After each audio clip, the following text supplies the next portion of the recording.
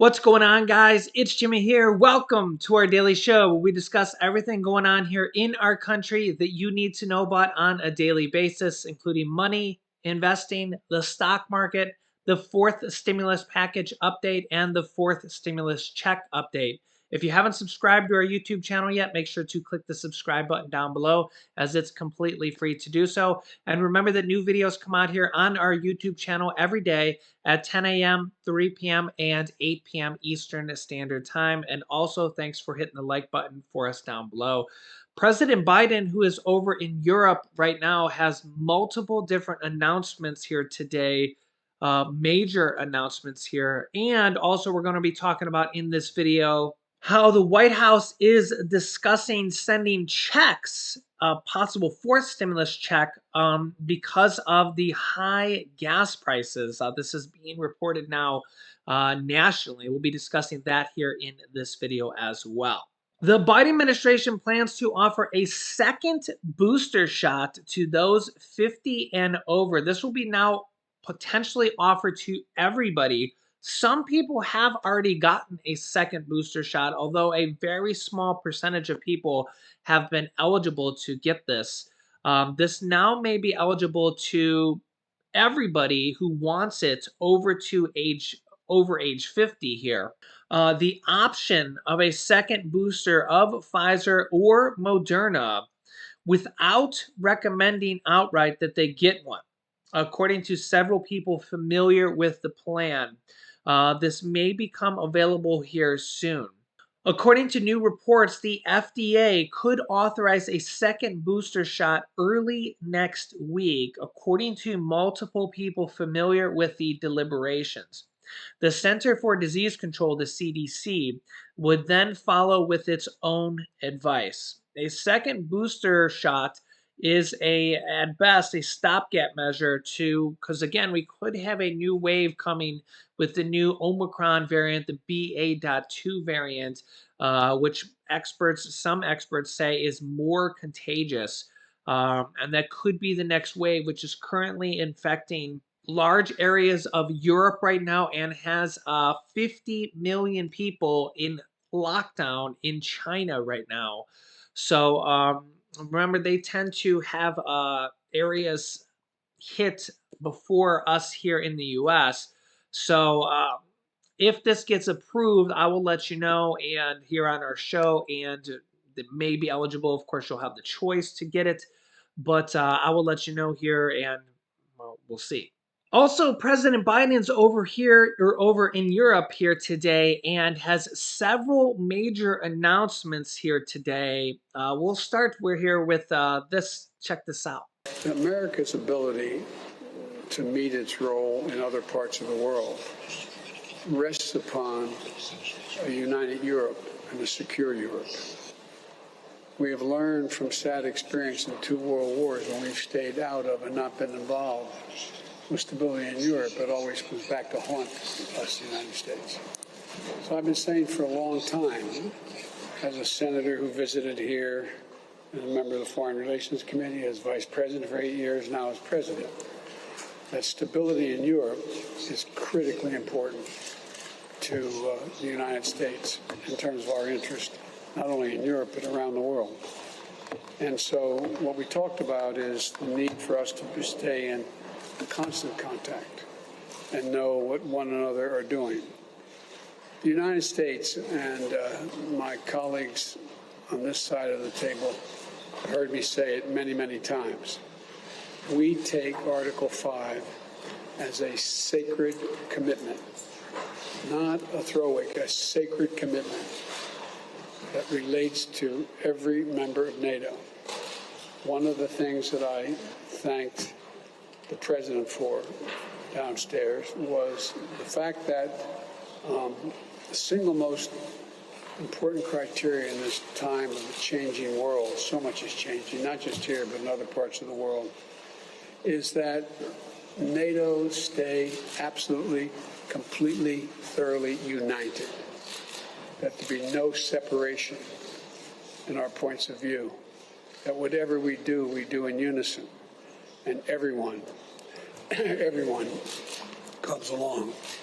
I'm confident that Vladimir Putin was counting on being able to divide NATO, to be able to separate the eastern flank from the west, be able to separate nations based on past histories. But he hadn't been able to do it. We've all stayed together. And so I just think it's so important that we, Poland and the United States, keep in lockstep in how we're proceeding. And also, we do acknowledge that Poland is taking on a significant responsibility that I don't think should just be Poland's, it should be the whole world, all of NATO's responsibility. The fact that you have so many Ukrainians seeking refuge in this country of Poland. We understand that because we have in our southern border thousands of people a day, literally, not figuratively, trying to get into the United States. But we believe that we, the United States, should do our part relative to Ukraine as well by opening our borders to another 100,000 people. Yeah, so you heard multiple different things there from President Biden, that we're going to open our borders to 100,000 refugees from Ukraine. Poland has taken in over 1 million refugees from Ukraine. Multiple different countries around the world have taken in refugees from Ukraine because, well, they're literally fleeing for their lives. And also, you heard him mention Article 5 from NATO. Article 5 from the NATO clause, or from the NATO treaty per se, is remember, we are part of NATO. We're one of 30 countries in NATO. A lot of the other countries in NATO are from Europe. And basically, the Article 5 says that if any country is attacked from NATO, it's basically a declaration of war. Okay, so if Poland is attacked, Poland is right on the border of Belarus and Ukraine. Belarus is basically an ally of Russia. They have troops, Russian troops, that went through there and attacked Ukraine. They're basically Putin's puppet country there. And if Poland gets attacked, if any other country gets attacked that's part of NATO from Putin, then it's a declaration of war against the United States and all 29 other countries from NATO. So it's instant declaration of war for all NATO countries. So and you heard him say it's not there's no ifs, ands, or buts. There's no we'll think about it, or we'll let you get off this time, or oh, we know you're sorry, it was an accident. It's an instant declaration of war. Uh, it's literally written in the bylaws of NATO. So all 30 countries abide by it. Yeah, so that's why it's such a big thing. The EU, the European Union, has the same thing for the European Union as well. So yeah, major thing there. Next up, listen to this. And Kelly, I just want to play what the president just said. He's with the president of Poland and Samantha Power about war crimes.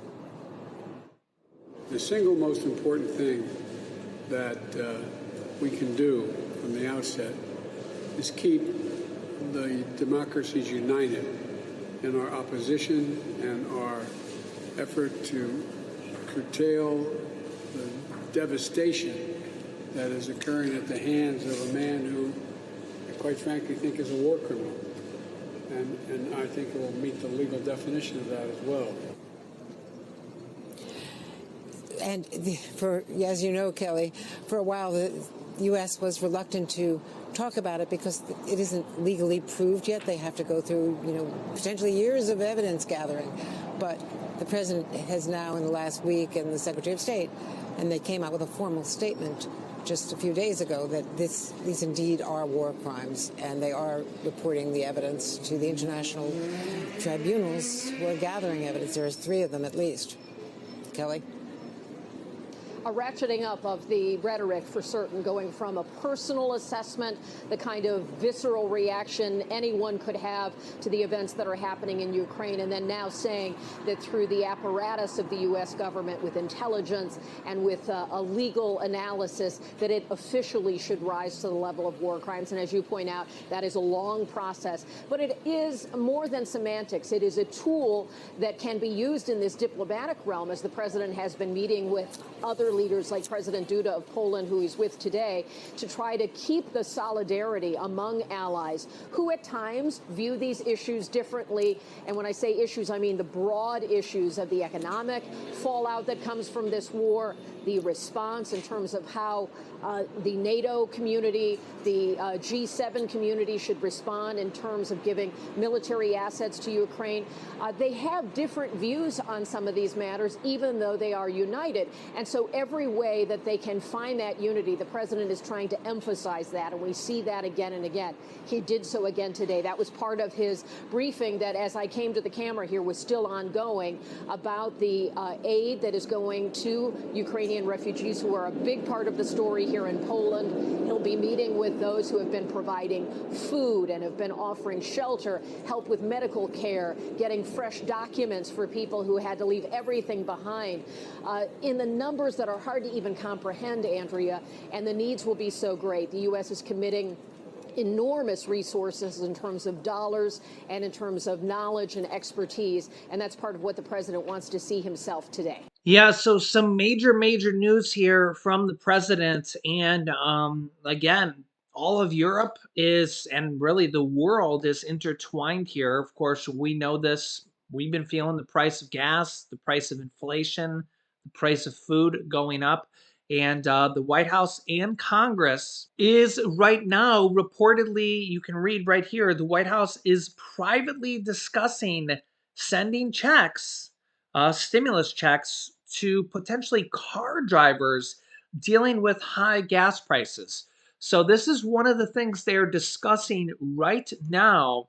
Um, this is kind of piggybacking off what California is discussing right now. The governor of California, instead of sending a stimulus check to everybody that filed a tax return for the state of California, California Governor Gavin Newsom is considering, because of the price of gas, is considering sending out stimulus checks to people who own cars, so car registration owners, which is really just a different way of sending out a check. So instead of people who file tax returns, because remember, stimulus checks are actually tax rebate checks. If you've been watching my channel for a while, you kind of know that. They're thinking about just doing it differently and sending it out to people who have car registrations. Remember, they have to find a way to send you out a check. So it's just kind of a different way to doing it, and could be sending out $400 per person or $800 per household. So $400 per household for the state of California. Multiple other states are considering doing this or are doing this in different ways. Not necessarily each state is going to do it for just car owners, but each state is doing it slightly differently depending on the state. Just did a really big video that goes over each state and federal policies as well. Link it to that video. You definitely need to watch that video if you're having it, because it's a really good in-depth video going over all the different states and the federal policies as well. But the White House is now kind of picking up on this California um, policy or idea that they're doing, where they could send checks to car owners because of the price of gas and inflation.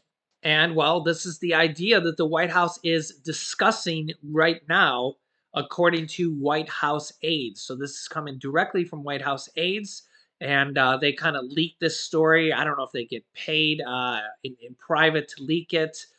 They probably do. They probably do. They probably leak it to the press, and then they get paid to leak that in their own self interest. And these are probably pretty credible sources, because they do this, over and over and over again, and they're verified. So they kind of they're pretty credible sources. But the White House is literally discussing this, just like California is discussing this. And remember that last year, California did send out stimulus checks to over 27 million people. You can actually see here, California was actually still sending out their stimulus check from last year, this year, actually, in January.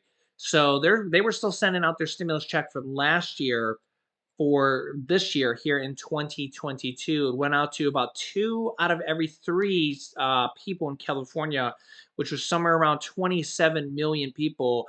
And there's going to be another stimulus check this year, whether they call it the gas rebate check or a stimulus check or something along those lines. California is probably in line to get another stimulus check. California is just the largest state. There's just so many people there. Like I said, 27 million people in line to get probably another check this year alone.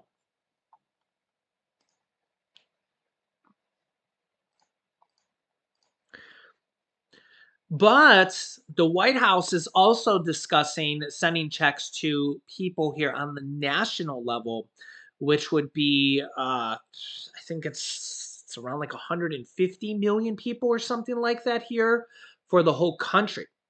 So you can see kind of how big California is. It's still a large chunk of the country, but we could see that here as the White House is and the Biden administration and the Democrats who are in control right now are discussing a way to do this here. As Senator Joe Manchin has also discussed here within the last 24 hours that he's actually on board here with the new Build Back Better package. So they could actually include this here in that package and pass it through the reconciliation process. So it'll be interesting to see what comes of this, and I will keep you up to date here. And honestly, it's about time because a lot of people are really hurting right now. And plus, with the child tax credits having expired, those monthly payments now did not go out for March as well. That being stalled. And even with Mitt Romney on board from the Republican side, they need to come through and actually get that passed.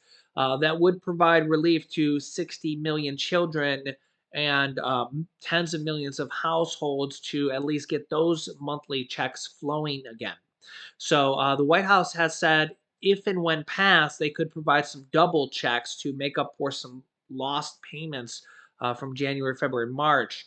So there could be some double checks when they get that passed. So hopefully they can get that passed in April. They could do that through a standalone bill if they do it as a standalone bill, which would need Republican support.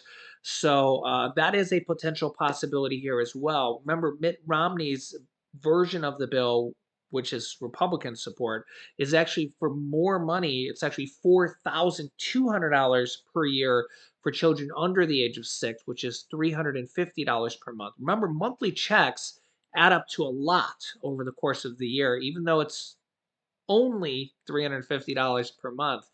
That adds up to a lot, $4,200 per year. And the $250 per month for children above the age of 6 or 6 and above, 6 through 17, is $3,000 per year. The important thing is that they get it passed and get the checks to start flowing again, which is kind of similar because there's a similar proposition for $300 per month, which is $3,600 potential for adults um, because of inflation and gas prices, which again would be potential $3,600 if it goes for a year. So there's a lot of potential here on the block right now. And I will keep you up to date here with everything. I'll link you to a really good video I just did which discusses the state stimulus checks and these monthly stimulus checks. If you haven't watched that, you definitely need to. I'll link you to it here. If you haven't subscribed yet, make sure to subscribe down below to our YouTube channel. It's completely free to do so. And remember that new videos come out here every day at 10 a.m., 3 p.m., and 8 p.m. Eastern Standard Time. After subscribing, click the bell icon so you don't miss out on new videos. Click here to watch that video I just told you about that goes over all the stimulus checks that have just passed on the state level. There are some that have just passed, and it'll also tell you about the new checks on the federal level being discussed. So click on that video actually next. Thanks for watching, guys, and I'll see you in the next video.